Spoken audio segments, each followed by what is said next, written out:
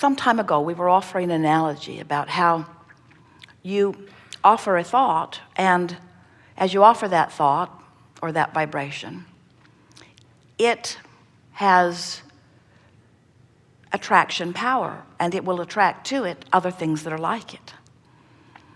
Like is attracted.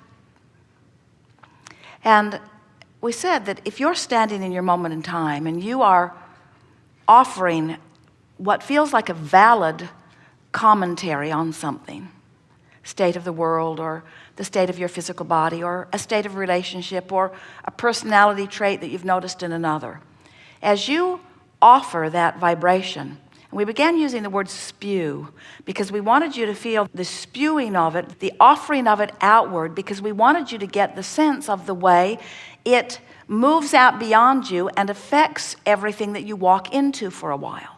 So as you're offering negative comments about your financial state of being, you keep sort of muddying up the waters ahead of you and making it less possible for you to see with any clarity the things that could work out for you. You're muddying up your own water, so to speak. And that if you would stop doing that, the water would clear. And then the other night, Esther was eager to watch that big cap tighten down on the gushing oil in the Gulf. And as she sat there and saw for the first time in a very long time that well no longer offering that oil, Esther remembered this analogy that now it has stopped. The feeling of it dissipating and becoming a non-subject is understandable, isn't it? As long as it was still spewing, it was like you couldn't clean it up fast enough. You couldn't begin to clean it up until it stopped spewing.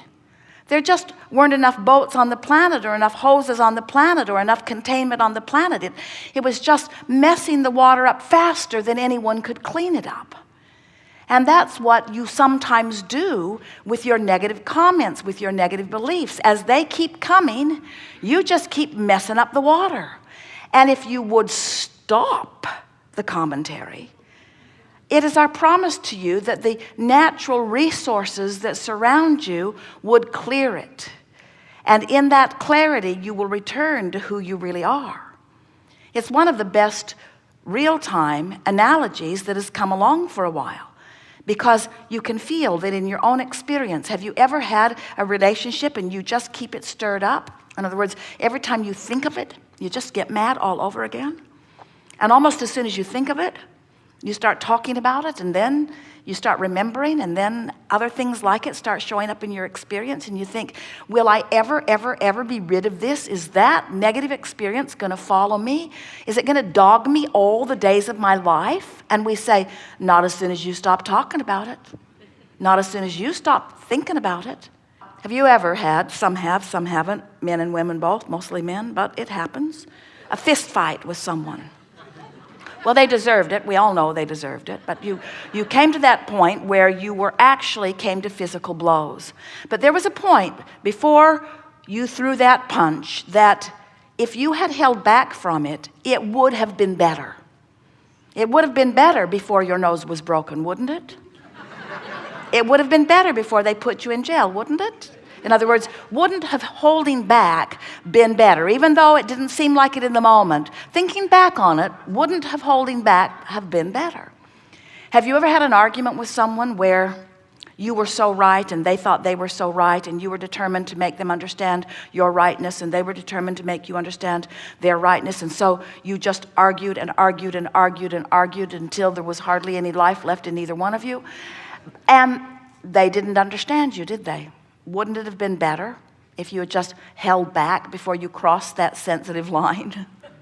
And so in the same way of holding back from the punches and holding back from the argument, we want you to consider the true power in even stopping earlier in this spewing process, in the setting the tone of what's out there process. We want you to think in terms of what you are vibrationally setting yourself up to be the point of attraction of, because what's active in your vibration is your point of attraction.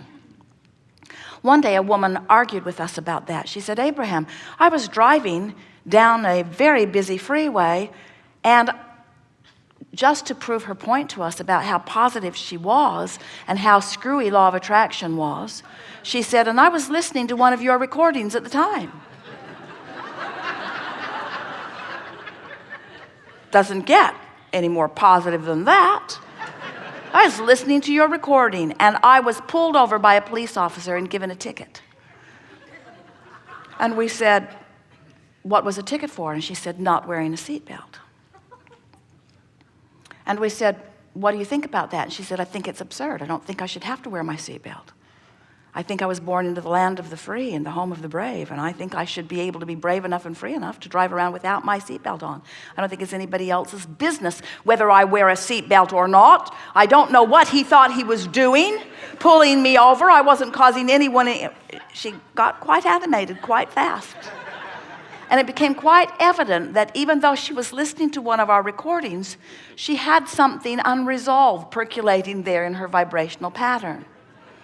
And that it's not possible for her to be driving on the freeway without belligerently and rebelliously not wearing her seatbelt. She wasn't just nonchalantly and uncaringly and whimsically not wearing her seatbelt. She was defiantly not wearing her seatbelt. And we said, you were driving along, sending a beam out of the roof of your car that said, pick me, pick me, pick me, pick me. You want trouble, I'll give you trouble.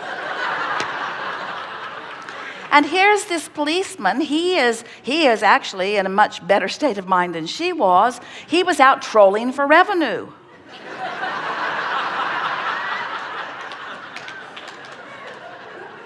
And they were a perfect vibrational match for one another.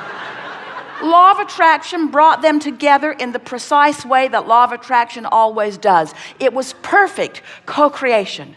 Co-creation at its very best, really. So what we want to say to you, you hear it. We want you to gather from all of that you are offering signals all the time. And sometimes your signal matches with unwanted things. And sometimes your signal matches with wanted things.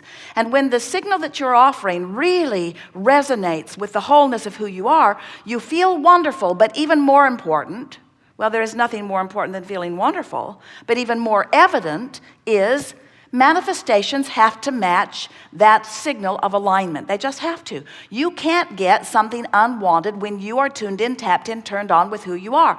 You just can't. Now, she wanted us to believe that. I was listening to a good feeling recording.